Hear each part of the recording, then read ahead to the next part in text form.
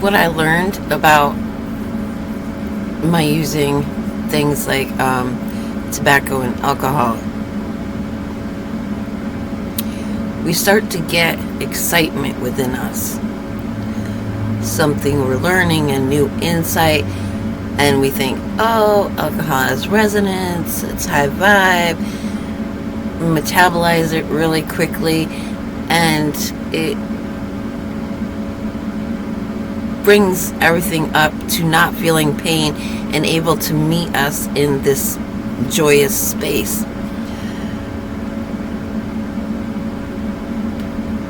On the outside, however, now we're inspired to create life, plant things, build things,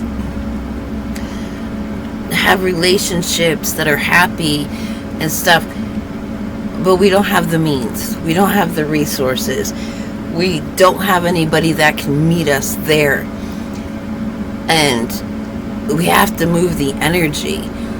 So we just close it down and we just start moving energy instead of maybe dancing and allowing this new understanding to integrate into all the other aspects of us that haven't been able to live there, who haven't been able to meet us there yet, because they're still holding trauma from everything else in the past. And things are just connecting themselves together. Like the people who are partaking in satanic ritual abuse and are the perpetrators, research has already found that cannibalism leads to absolute insanity, that it diseases the brain, because there are tribes that they found isolated, in far off remote jungles that still participated in that, and they're seeing the illness within their mind. And then we know that the adrenochrome will give a high, but it petrifies the body. So the people who have been doing this for a lifetime and are getting power off of it and gonna live forever, they're nothing but frozen corpses wheeled out of their closet for everybody to bow down to. Like it's been said about Elvis and the Disney guy, Walt Disney, this is what happens to them. But then they get to project their conscious through one of their clones, through one of their associated body doubles, to the imitators, all the Elvis impersonators out there. They get to project their consciousness and, relive when they were younger and they could actually move their bodies. But when they're in their actual body, they're just absolutely insane, persecuted, tortured, fractured. Like all those statues in the desert, trees that are petrified, things like that. There's nobody to occupy them anymore necessarily, and they're alone and they're all crazy in there because they consume everything around them, all the energy around them, and so they invite destruction because that's all they resonate with, and they end up abandoned alone in a desert or with other petrified things in the desert, trapped there. Like, that's horrifying. But what it reminds me is that my body has within it the ability to have aspects within it that will be a reflection of a healthy earth, to be in touch with the physical aspects in a healthy way around us. And so everything that has happened from way back in the primordial ooze, we have within us, either sleeping there somewhere, maybe like the calcification of the pineal gland.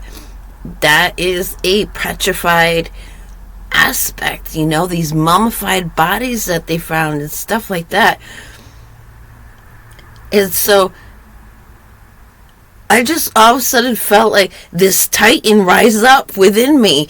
I'm like, whoa, okay, now it's joining the crazy wild party going on inside me of the supportive staff. And then the idea comes, these are sleeping mountains inside me.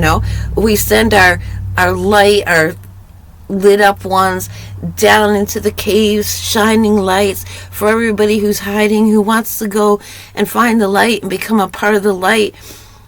And we forget there's sleeping rocks inside us too.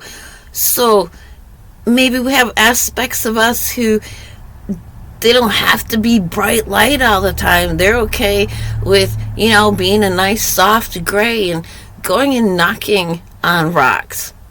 Anybody in there? Like, and then have those rise up and become conscious and become part of the healing and the integration and the wanting to manifest in the trees and the mountains and the valleys and the waters around us. If we have an organ that has held water that's become stagnant and toxic and whatnot, we have water elements within us that can go and start whispering. It's healing. It's separating itself from the toxic parts. And slowly we support our body with things that detox us. And slowly our body can start moving the water out of that organ.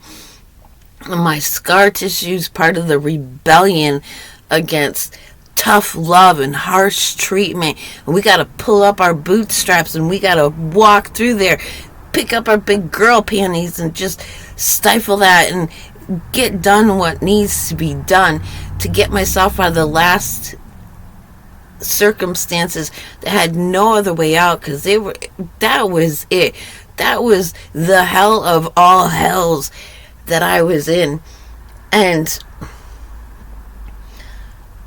I learned how the people around me got into places and fixes and got themselves out. So I noticed that, they had spaces to hide and they created bubbles with their gestures, deflecting anything from any thoughts being projected into them, and all of the techniques, and I practiced them. And then I put myself into circumstances, and then I could embody them while being the hollow reed to go, oh, she's just another one of them. Just let her out. She's like, what'd she do? And I saw that they could only get somebody to invade my space when I wasn't in it, who was still able to embody and bring forth and clothe themselves in innocence. That's the only way they could get in my space. And one night I had heard on my camper there, like a bang and knock on the door. And I just suddenly became aware that they haven't been able to invade my space. They haven't been able to get at my stuff until they found somebody who could embody a certain energy, and then they had won the game. Whatever game it was to get to me and get in my space. It was a coveted space because it was peaceful and there was love and there's acceptance, and then there was the intolerance, like I don't even want to be in there, it's too cozy, it's too comfortable, they would tell me. So now I'm like, I have aspects that, can become like spiders and just nice gray covering around the light as they go creeping and crawling, just like they fit into all those places that are a reflection of, all the bile and whatever exists in the world around me. And I could just completely remake the inside of me into a full cooperative compendium of absolutely everything of existence. There's not a version of anything out there that I cannot exist in some way, shape, or form as within. And then that becomes part of my auric field if that's what has to present itself. Like, I'm excited because it's liberating to me. And at the same time, I'm going, you know what? That's pretty powerful. Like, I could probably move a few mountains, I could probably do those things. It's not something I want to do in the world right now because everybody's just too busy dealing with their stuff, and anything that disrupts their space now is just going to be taken as bad. They aren't looking for salvation, rescue, answer, solutions. They're looking for ways to insulate themselves. And so they're not going to want to witness miracles. They're just...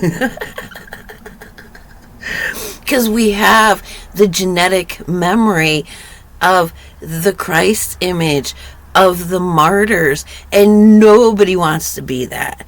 Nobody wants to be that. They just want to wait for the ascension. Okay, it's just going to happen. Flash a light. I'm going up. Pain free.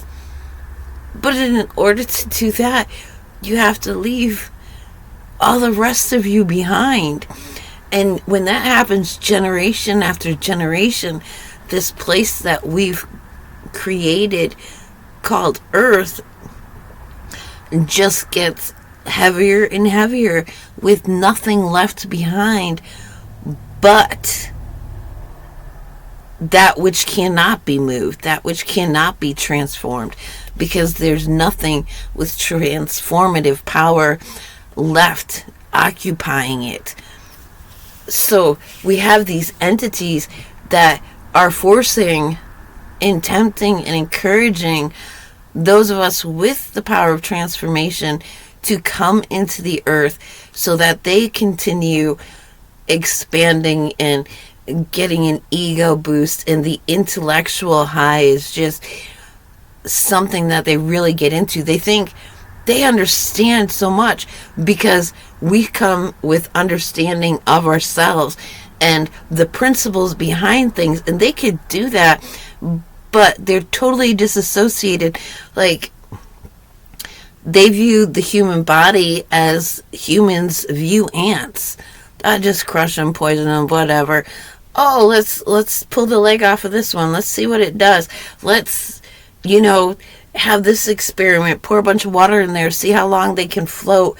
And so they disassociate with that is actually an aspect of ourselves, because that which inside of us is an ant, is performing the duty of ants, is seeing that and shutting down like, I don't want no part of this whole man.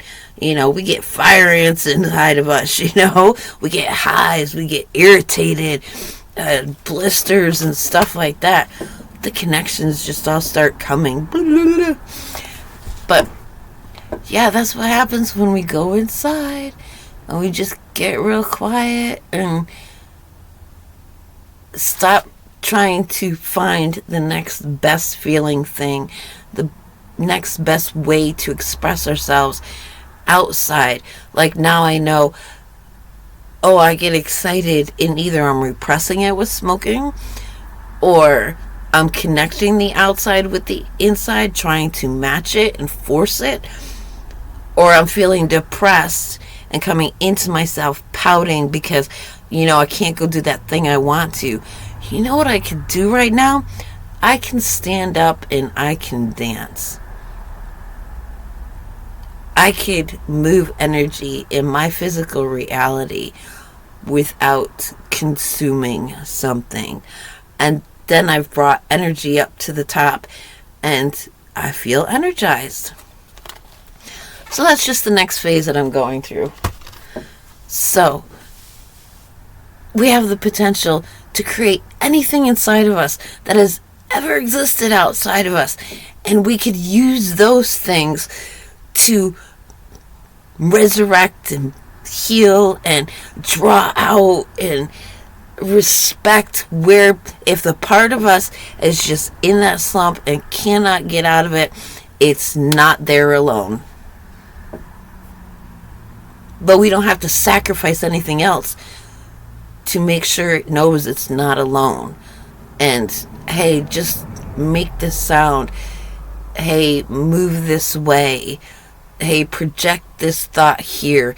And this one's going to come and it's going to ask you, let me hear you. What are you ready for? That's so cool. It's so beautiful.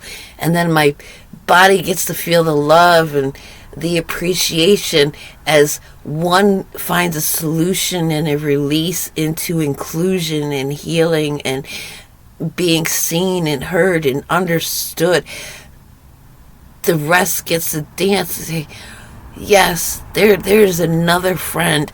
There is another soldier in the army. This is another one to dance around the fires of life and tell the stories and express the appreciation and the ability to create and sustain everything within me.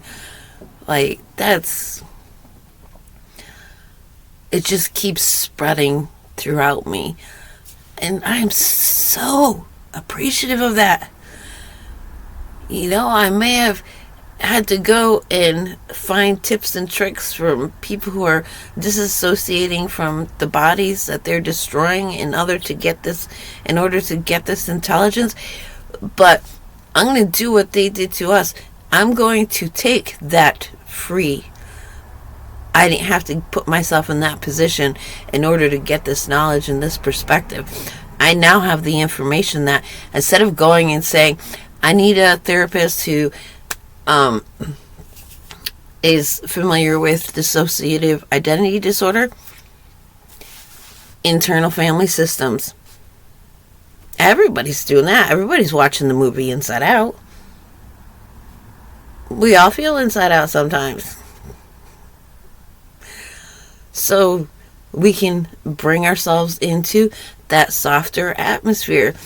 And I don't want to do it just so that I have a therapist, because obviously I'm doing a damn good job myself. But in order to continue to receive this ability, I need to bring somebody who memorized all the right answers and can produce the correct credentials. Say, yeah, she needs a little bit more support through this phase in her life. Approved. So I'm doing it for purely practical means. And I'm finding those keys from those bastards that, separate themselves and are after that purely intellectual high, which I was into that purely understanding, comprehending high, and leaving the intellectual ability to navigate and provide for my physical self behind. So I was an inversion of them, and now I'm coming to, I'm getting both those cones to come together and becoming a level disc, so to speak. It's very cool. Jeez, it feels good.